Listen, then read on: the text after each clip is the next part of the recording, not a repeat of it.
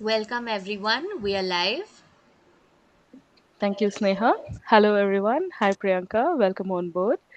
And welcome, everybody, for phase two of Psychological Horizons, where we are meeting experts over the weeks you might have seen. We've had panel discussion where we've had moderators and panelists and talking from different professions. Today, we have identified unique professions and have our own conversation in person with them. With us today is Priyanka Prabhakar, who's a sports psychologist. Allow me to introduce her. She is a former psychologist with Indian hockey team, both for men and women. She has worked as a sports psychologist at Sports Authority of India. She has trained elite athletes and national teams for the Olympics, Asian Games, and Commonwealth. She is a guest faculty at Sports Authority of India, Jain deemed to be university, and Sports Next Educational Institution. With this, she also has her own private practice and also takes care of corporate programs, introducing performances with them, etc. So, welcome Priyanka on board. Hello everyone. Hi Varsha. Thank you so much for such a beautiful introduction. I am very happy to be here. Thank you. Yeah, today, moderating the session with you or in conversation with the session with you is me, Varsha. And to just introduce about myself, I'm a research executive and I'm into market research. And I basically write questions and uh, probably I just have to say I ask questions for a living. So that's what I do.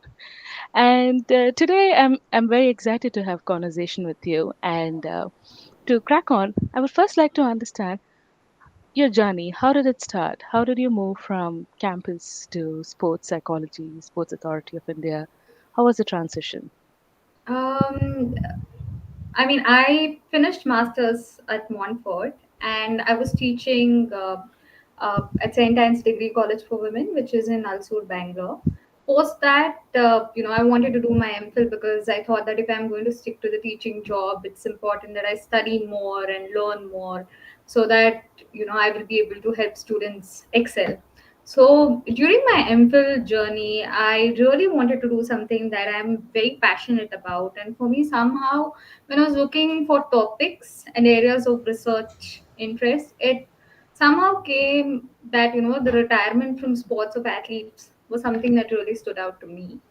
And also around the same time, my dad had retired, and I had seen how difficult it was for him to deal with retirement. So when I was reading research studies of athletes and their journeys leaving sports, I realized how important it was for them to be so passionate about sports, and then once they leave it, how much of an impact it has on them.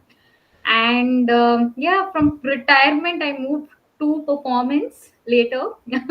And around the same time I thought that, okay, let me just give it a try, because I was really passionate about working with athletes, because I completely thought that I'd finish my MPhil and then get back to teaching. But life has other plans for you. So yeah, I thought that, okay, let me see whether this field works out for me. So I started interning with some of the, like in some of the stadiums, working with some of the coaches. Somewhere during my MPhil journey, while I was collecting data, I got enough contacts, so I started reaching out to people, seeing if they would be interested. And of course, I did not have that confidence to venture into this field, because I had hardly played sports in terms of being an elite athlete or anything. I just played basketball at school level. So just venturing into this field, which was very unheard of, was slightly scary. But I thought that, okay, let me see if I can just move ahead. And also my guide who guided me during my MPhil also told me that I think it's important to take a chance and see how it goes. And around the same time, like, Sports Authority of India had called out for job opportunities. And I happened to apply, and then I got the job and I started working at the Bangalore Center. Yeah, wherein it was amazing to work with so many national teams and uh, contribute to their well-being. Wow. So that seems like a lot of explorative way of getting into sports psychology. Yeah. Started as a teacher, then figured out there is something in sports psychology. And I think it also takes some sort of a courage to venture into a field which is not heard about. To be very honest, I think uh, 10 years back, psychology also was still a foreign field in our country.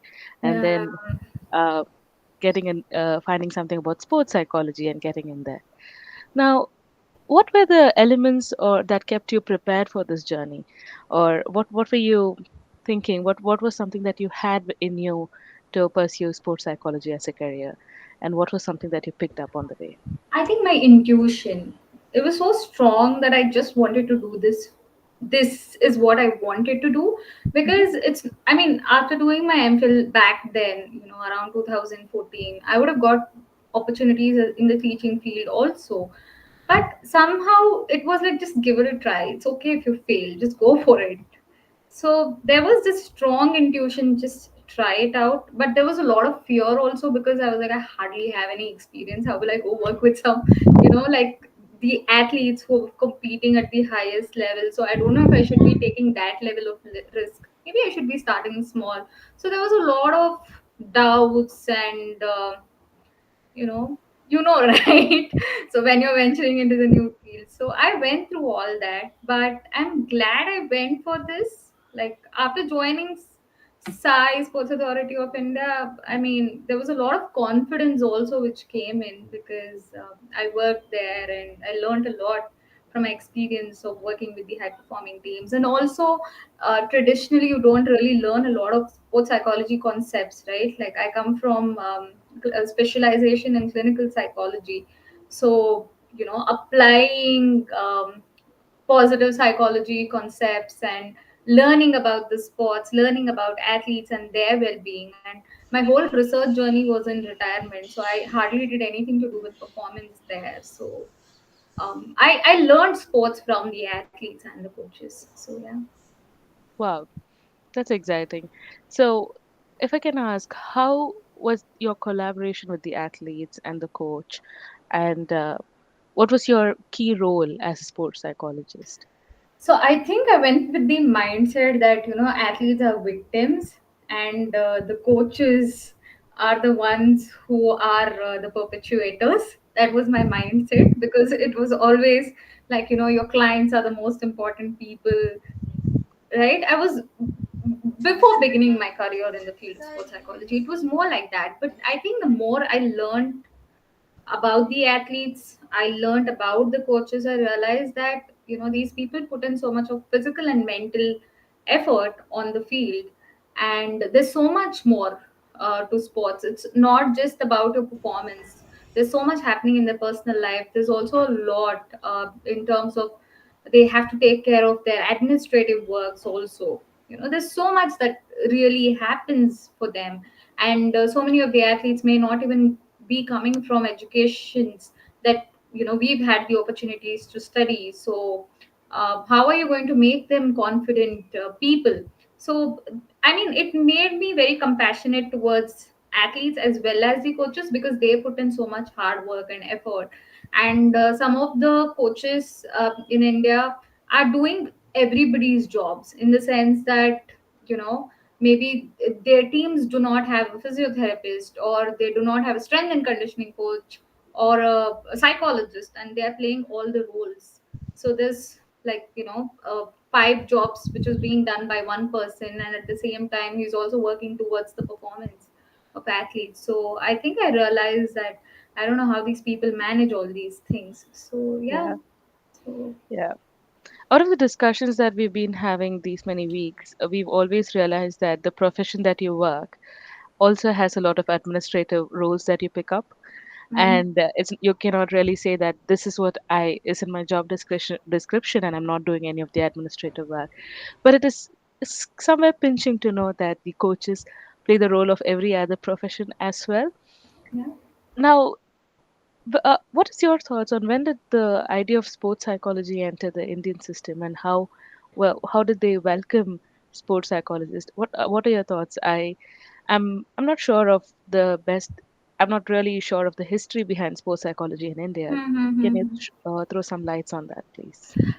Sports psychology is very recent. I mean, be it in the world or be it in India, it's very very recent. Like, we all know, psychology has been there, but sports psychology is like this very young branch of psychology, a young field of psychology, a very emerging field. So I think when a lot of Indian scientists and coaches went to Rome for an international conference, this was in the 1960s. Then basically they realized that okay, a lot of other countries are also adopting a lot of things which is important for performance, and which is basically mental training. So after that, I think they realized that okay, we need even sports psychology to be there. Till then it was mainly sports physiotherapy or sports medicine, which has even like sports biomechanics or your sports nutrition and all these things. I mean, I wouldn't say nutrition, yeah, it also came in late, but the other areas were more important. But then they realized that okay, we can't keep working just with the body. I think there's a lot which has to be done using the mental strength and skills, and that is what a lot of people are also doing. And I think it started in the early 1900s in the most of the other countries, but with India it came after that conference played a very important role. And then in the 1980s, Sai of course was established, and then they started having a lot of sports science departments. And then slowly they started seeing few people taking interest in sports psychology. And we do have very limited people in this area, very very limited. So you can count the number of people who specialize this in And India probably. So yeah. yeah, so everybody on the audience should probably be hearing this out now, that we have very limited people of sports psychologists right now. Probably if you enter the field, you could be pioneers in this field. Yes, So yes. yeah, just marketing there for sports psychology. But coming back to my follow-up question on this, it is indeed a very new field and everything. You just spoke about your collaboration of how you work with the athletes, with the coaches, and everything. Now, how's your typical day in Sai?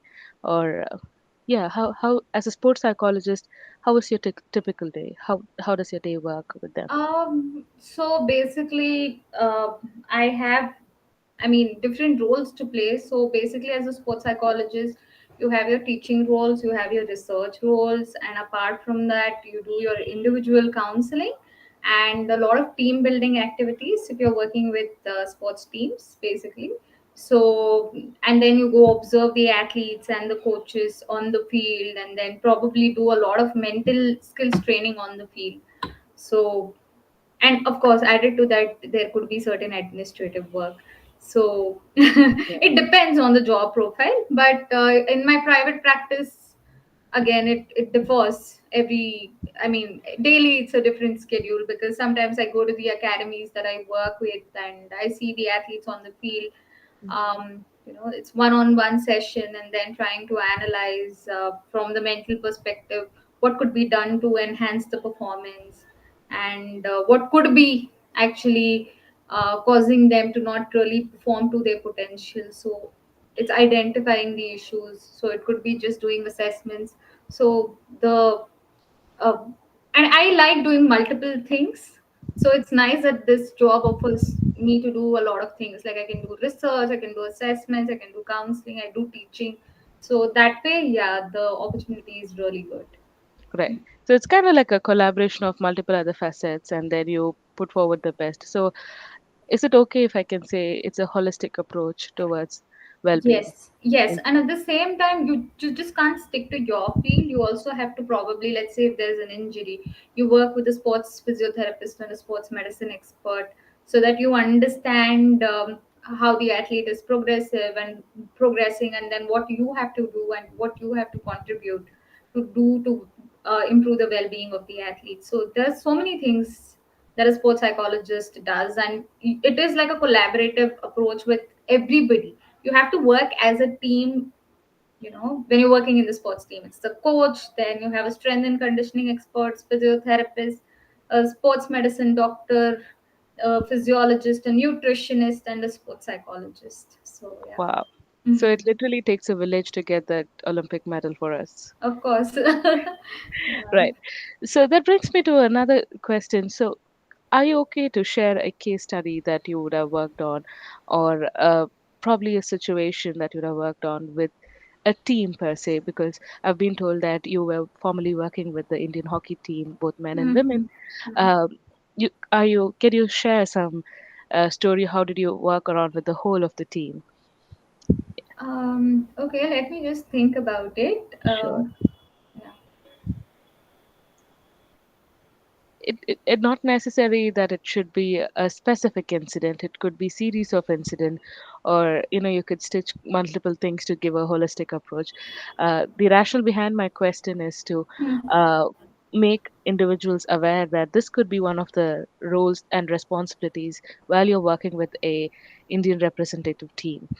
So yeah. Yeah, so basically, I mean, maybe I will share my journey in terms of how I worked with them so that people Yep. can understand things better. So it's like, be it with any of the teams. I mean, I've just mentioned those two teams because they are the high profile teams, but otherwise also in general there are many Indian teams that I have worked with. So it always starts with an assessment. I mean, and I have worked with a lot of teams, like team sports, not just individual sports.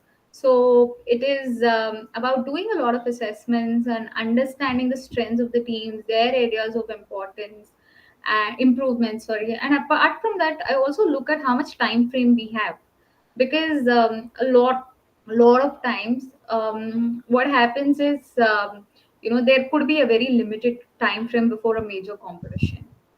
If it's an Olympic cycle, then you have like 4 years to prepare for the next Olympics. But if there is an Asian game or a Commonwealth game or anything of that sort, it depends on how much duration. Maybe you just have like 3 months, or you just have 6 months, before which the team has approached you. So I work based on, okay, what is the most important thing? What are their strengths which are already present, and what can I contribute so that their strengths could be enhanced?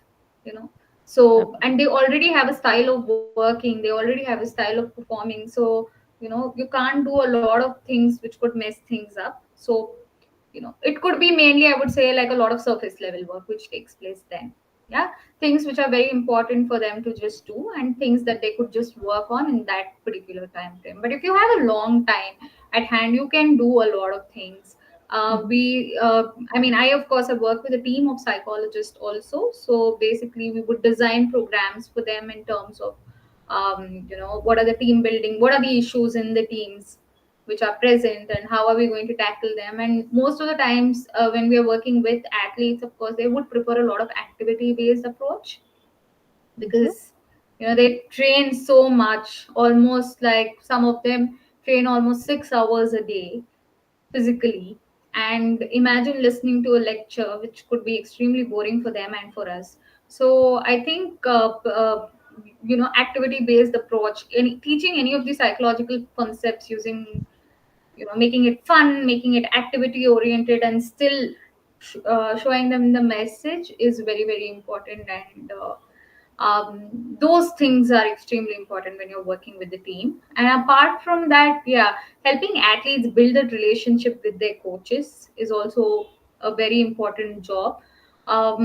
Yeah, so so many times initially it would be like the psychologist is the mediator, but once you end up building that trust with the athletes, they would start approaching the coaches on their own, and they would start discussing their issues on their own with the coaches. So that would happen, and that is the work that I would do. So that, because a lot of times what happens is, uh, players may not be very confident.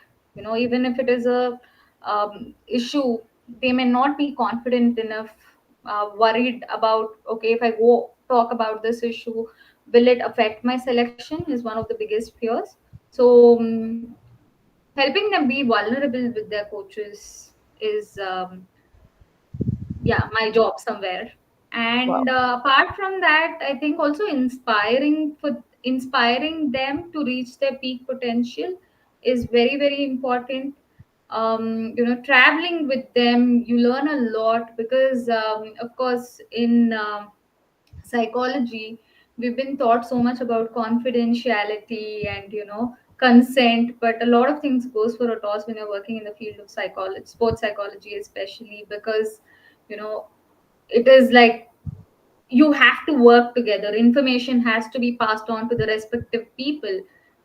Feedback has to be given, and what is okay to share, what is not okay to share.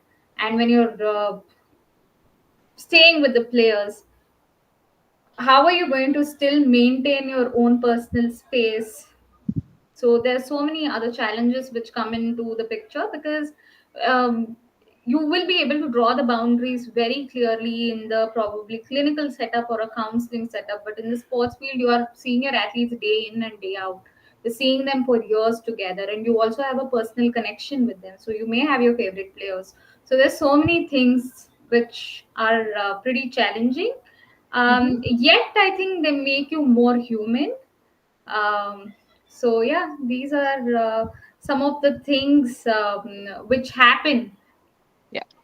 for the athletes and also for the psychologists. I don't know if I drifted off. No, no, you didn't drift off. I think you very beautifully stitched a few incidences together Yeah. and told what is your role in that. Now, I just have a quick follow-up question with that. So you told that there is a potential that there is, somebody who's your favorite player, Hmm. and there is an element of bias that comes in. Personally, what do you do to tackle that bias? I think I let it be. Earlier, I mean, if somebody is putting in more effort on their mental strength and wants to really work on themselves, or maybe you kind of have a personal connect with them, I just let it be. See, somewhere I think one thing I've learned in the sports field has been that be very direct in your approach. Give the feedback the way it has to be given. So that has kind of helped me not to have a lot of bias.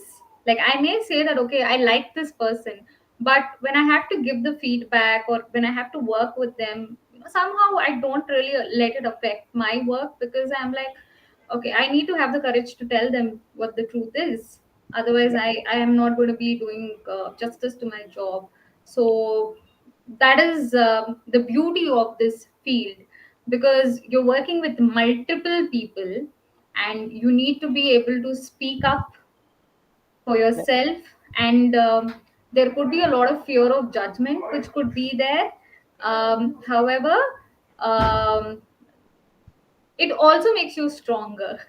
That is one of the absolutely. things, yeah, that happens. Because Absolutely. yeah, because when you have to give like that proper feedback, I can't say that I can't give this feedback to this person because she's my favorite player or he's my favorite player.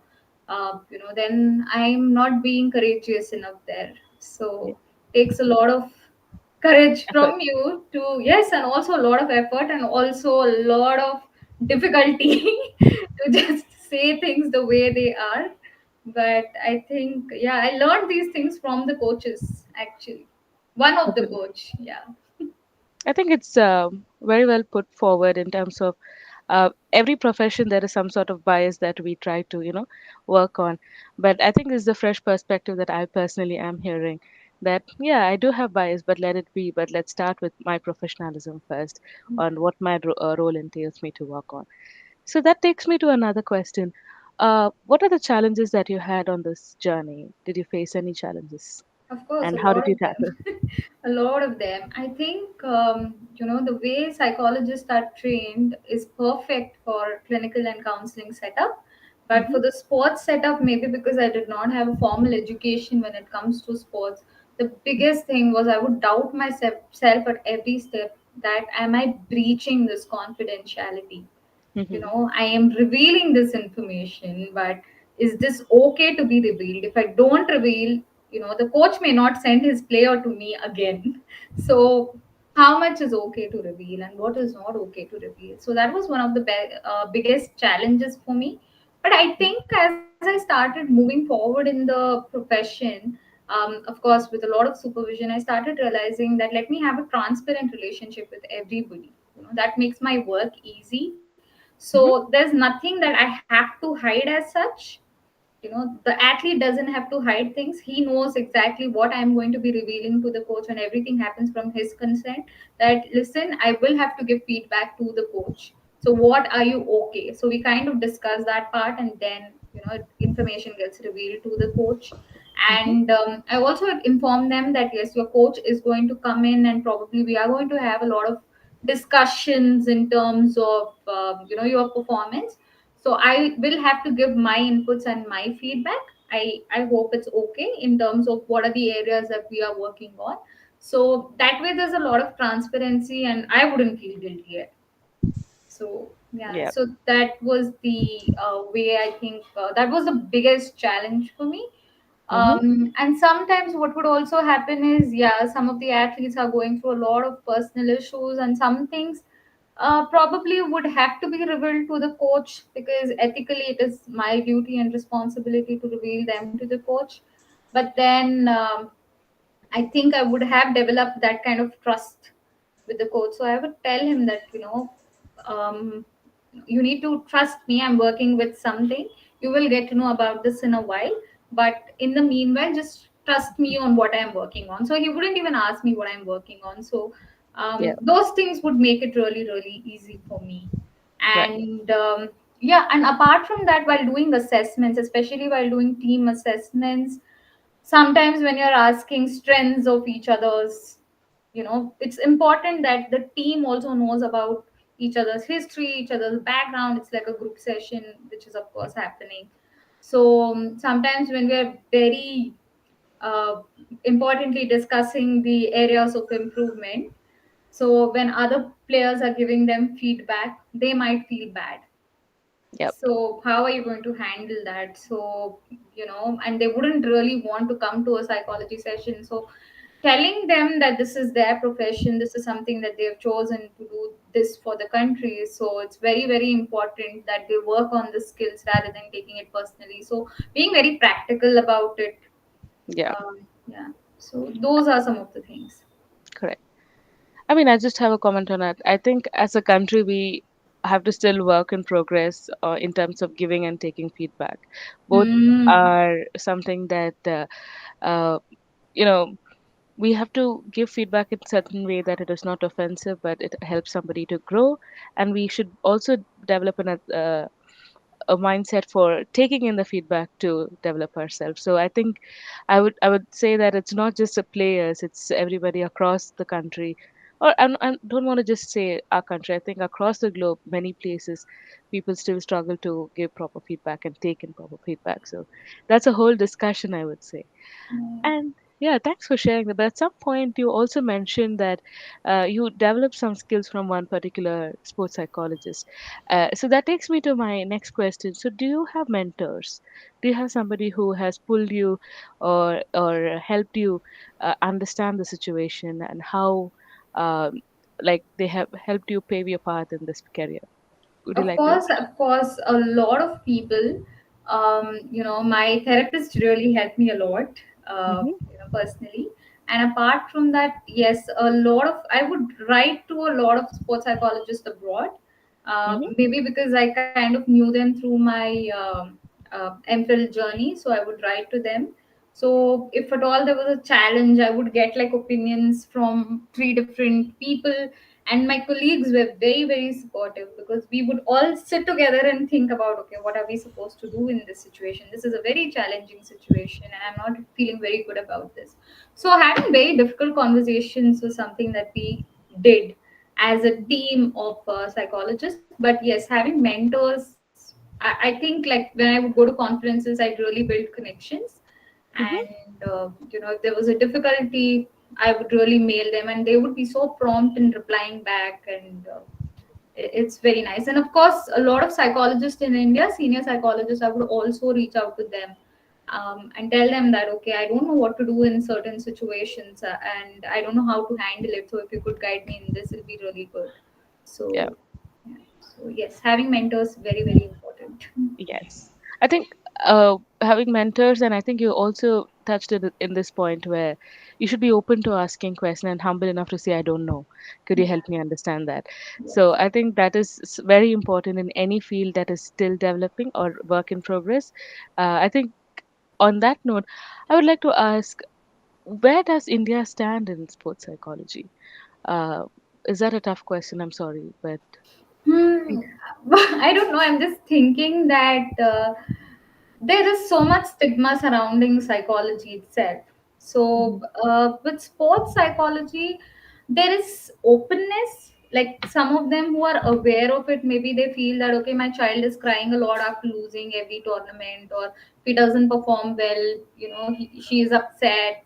So somewhere, the parents want to do something about the mental health issues or Mhm. performance related issues, so they do approach a psychologist Mhm. regarding the issues. But I would also say that like follow up could become an issue that is there in every profession, because probably they see some improvement and then they wouldn't want to continue, or maybe it's psychology and self work is a lot of hard work. So so we don't know how many people would want to continue with that. So Yeah. yeah, like motivation to work, I would say at the elite level is quite a lot, because they see the benefits and they understand things. But maybe at the junior level it depends. Yeah. Yeah. Um, I don't know if this is still a tougher question, but just would want to ask, how welcoming are the athletes or people in sports for a person called sports psychologist who's not really a player but somebody who's just talking to you with helping your mental health, and are they aware of something called mental health? That's the first question I should probably ask. How um, welcoming are they? So I think the first session you have with the athletes and coaches plays a very important role, because there you build in the awareness for sports psychology.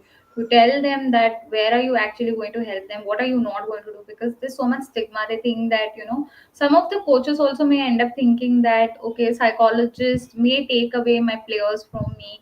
They may instigate the players about me. So I mean, these things are still there, maybe to a limited extent, but so many of the coaches are well aware of it, because they learn about psychology and they really realize the importance of the mental game.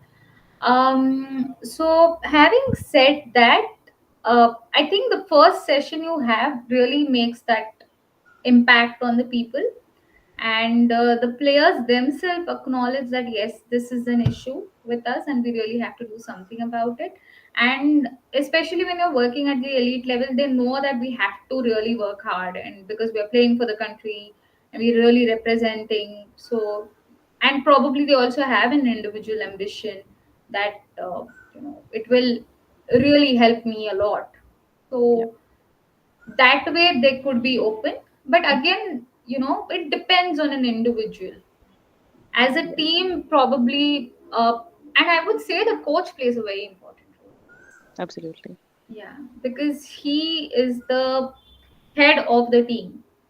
Mm-hmm. So if he believes that the psychologist is important and we are on the same page, the players are on the same page with us, and it makes a psychologist's job very, very easy and Yeah. beautiful.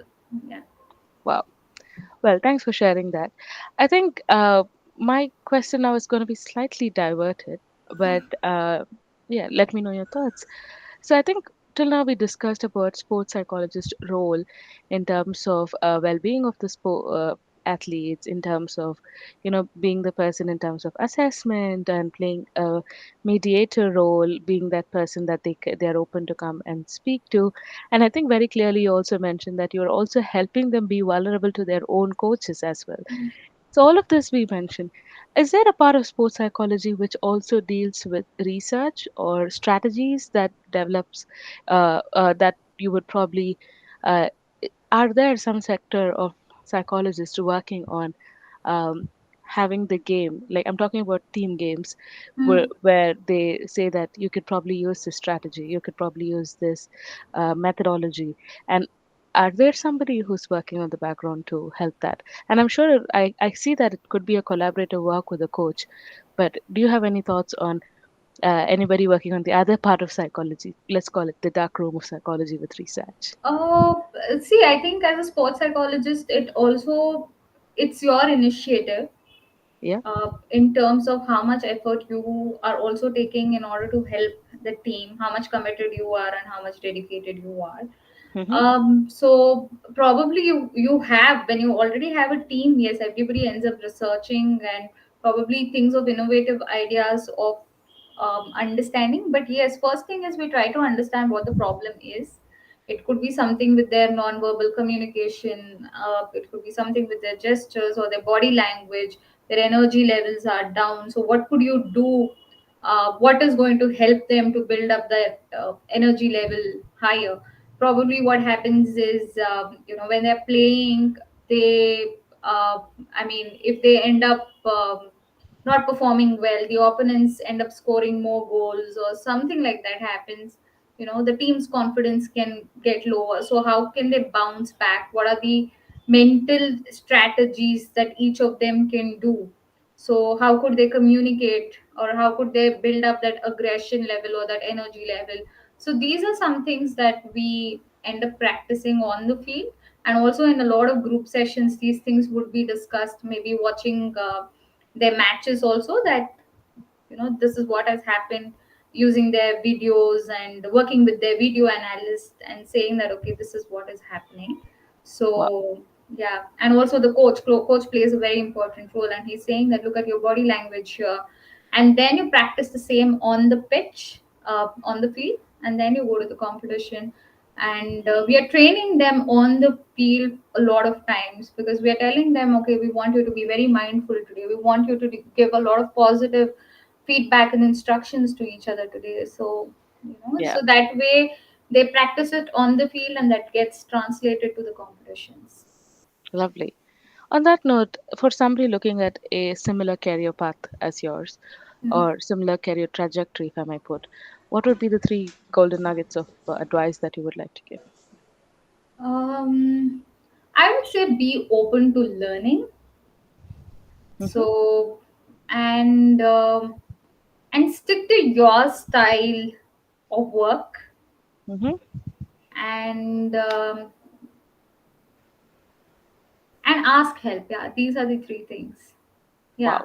and the last one is, yeah, make connections. Make Very, connection. very important. Yeah. Yeah, I can't stress how important that is. I think making connection across all field is very, very important. But how, in terms of sports psychology, is it in terms that you meet people in conference, you talk to them over LinkedIn, write emails, find Hmm. professors? It's a lot of background search, is it? Yeah, yeah, yeah. It's Yeah, it's it's that way of connecting. Yes. right. So, uh, then I think I would go with another question on what do you see yourself in the future from this current role? How is it taking you? I mean, my profession. In Uh, sports psychology, I would say. okay. How could you describe how what the future holds? I mean, I'm sure we can't really predict the future, but Hmm. what would be your I would say your your predictions, your thoughts on, yeah, this field could do this, something like that. Okay, maybe I would say that if this happens, this could be the thing that would be the result, is what I would say. I Mm-hmm. think if colleges can start offering courses, I mean, yes, there are already universities which are offering master's programs in sports psychology, but a lot of practical exposure also would play a role. Yeah. So, I mean, if you look at other countries, their universities themselves train the athletes. They do a lot of research on athletes. So universities and sport organizations have a lot of connections. So I know that India is also moving in the same direction that way. Mm-hmm. If that starts happening, a lot of things would change. And at the same time, a lot of mentoring is required for a lot of people who are starting out in the field. So because it's a challenging field, I mean, every field is challenging, but then here, how could you deal and navigate with certain situations? How could you work with certain people who could be difficult for you, be it athletes or be it coaches, or if you're struggling with a team, um, and how are you going to deal with these things? So it's very, very important. You have mentors. So I see a lot of scope for sports psychology Mm-hmm. personally, because India has a lot of sports which is coming up in every stream, and a lot of people are interested and enthusiastic and want to make something big in sports. Definitely. So, psychology is, I see a lot of scope for it. But then let's see. We will have to see how accepting people are. Yeah. I think it's a long journey, but definitely a for sure journey, I would say. Hmm. Thanks for sharing that. So, my next question is, what habits have helped you to keep on track with your career pathways? Uh, I mean, there would be certain things that you very religiously practice so that you are on top of this. So, what are your thoughts? Um, I think I'm very dedicated to what I do, committed to my job, but I would also say I've got burnt out. So I've learned to take rest and enjoy what I do and also play a lot. Um, Yeah. so that is very important. And I read quite a bit. I Mm-hmm. enjoy reading something else other than my field. Mm-hmm. So, and learning things from different areas. It's not the same approach. I don't want to approach sports through just sports. Maybe, like for example, when I was working with the teams, I would use a lot of concepts from Brené Brown. So I would watch a lot of TEDx videos, and I would take different ideas from there and see that okay, this could work. Yeah. And that did work. So I think I take risk. So Yeah. that is Take one of risk. the take risk. Yes, that is one of the things that Yeah. I do. Yes. Thanks. I think in a nutshell, you just put how it is important in this career to take risk and take, I would just add another word, take calculated risk. Uh-huh. So, yeah.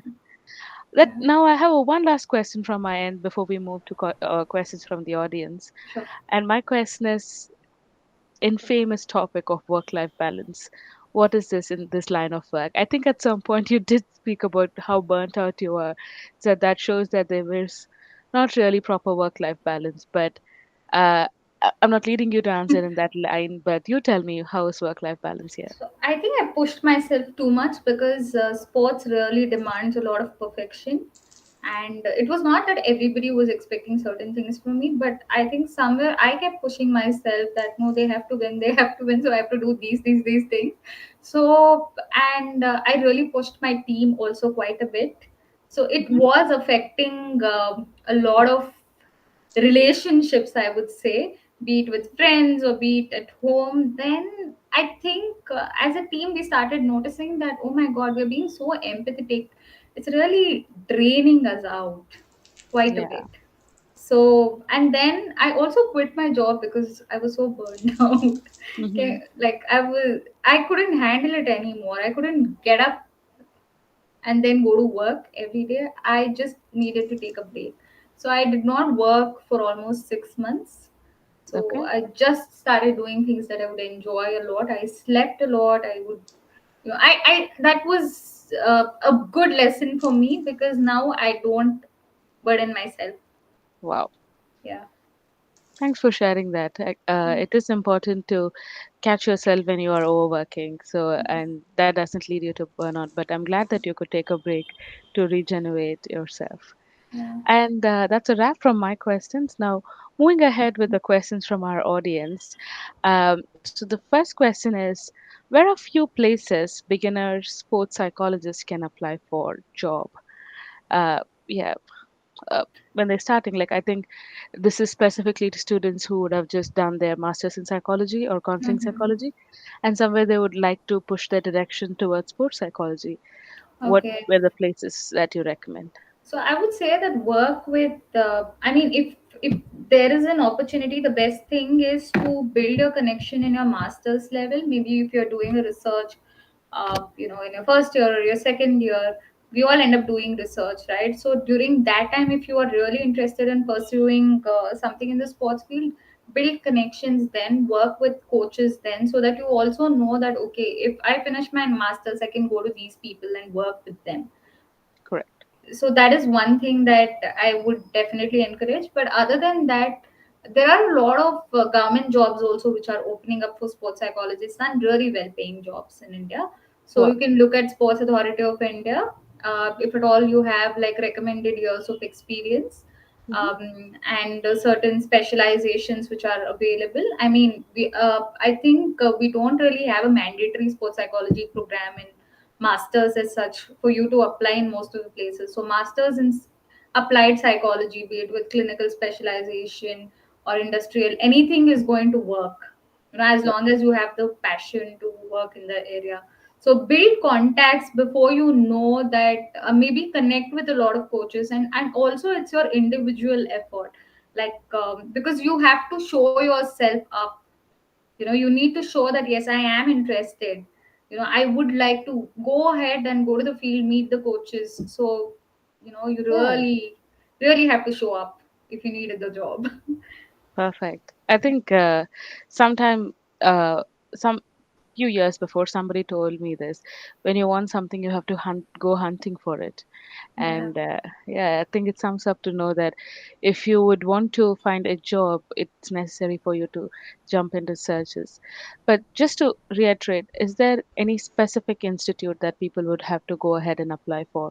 You did mention SAI, and then There uh, is also like a supervision. lot of government jobs, and probably some of the hospitals. Like I know in Delhi, there is, what is it called? Sarpajang. What is it called? There is that hospitals. I don't know. So basically, I think Apollo has one of, a colleague of mine working. Mm-hmm. I mean, she's also a sports psychologist. So there are certain hospitals also which are, open to working with sports psychologists. Mm-hmm. They open a vacancy for sports psychologists. So maybe you can look at Yeah. that. And some of the governments also open up. But otherwise, I think academies, just reach out to them and tell them you're interested, meet the coaches. So Yeah. it's not like, you're teaching jobs that, okay, these colleges have vacancies. It won't come up like that at all.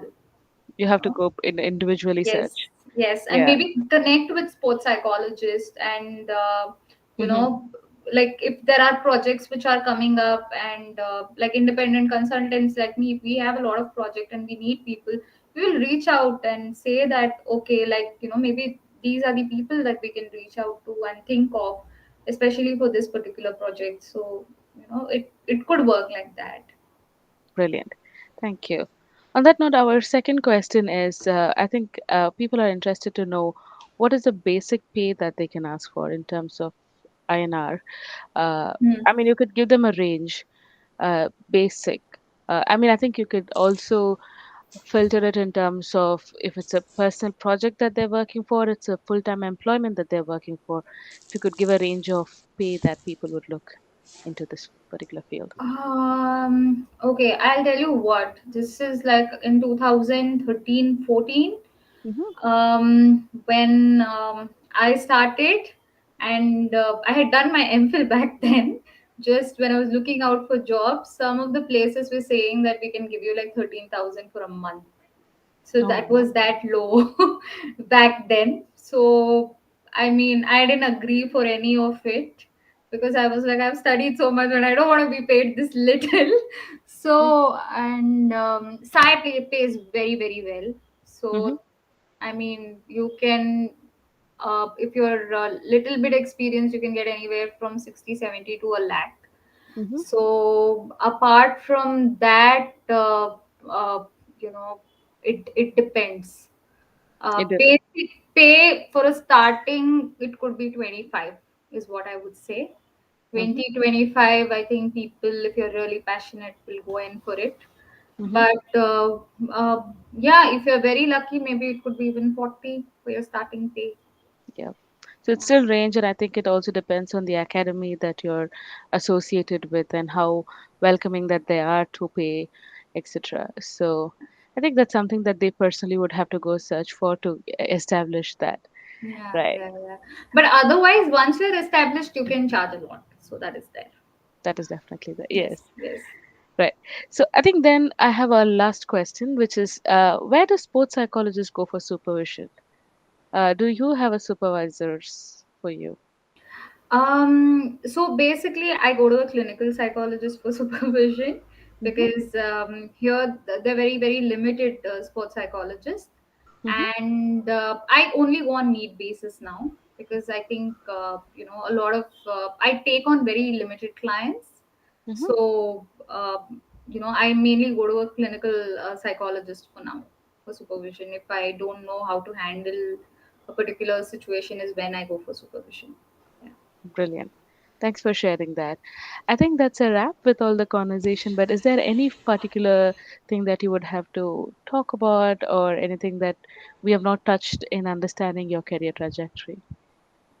Or have we tried our best to cover every particular place?